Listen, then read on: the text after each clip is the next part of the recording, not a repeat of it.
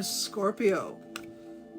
Scorpio is the death card. And Scorpio gets this card because, you know, a lot of the energy of the Scorpio, because it's Plutarian, is way the hell out there, and nobody really gets the Scorpio. You either like him or you don't. It's that simple.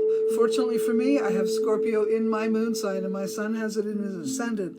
So he has the handsome Scorpio, because Scorpio's very beautiful people. He has it in his ascendant, so that usually makes them handsome. Mine, of course, is in the moon, and that makes me intense and difficult to understand. But it doesn't make me that fearful that you stay away.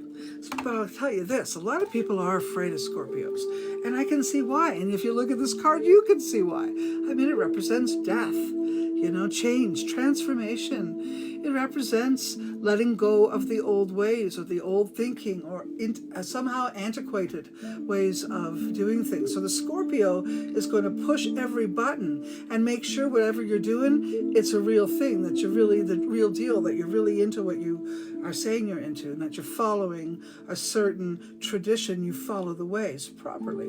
So this is about that. This is about death and traditions in how we die, funerals, you know, eulogies, all of these types of things.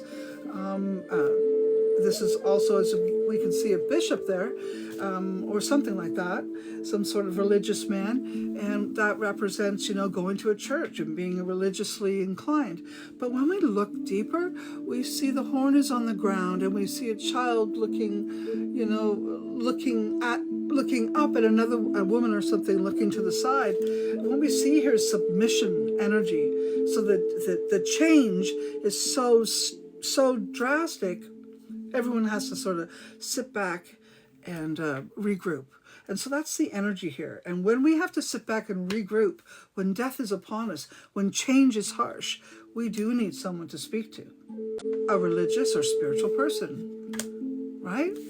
Strangely, when we look at the card in reverse, it speaks about people who don't change, who won't change, who won't shed the old skin and grow into the new skin. So in many ways, the death card is a very important card in terms of getting rid of or shedding things that really don't serve us, or things that no longer are appropriate, you know?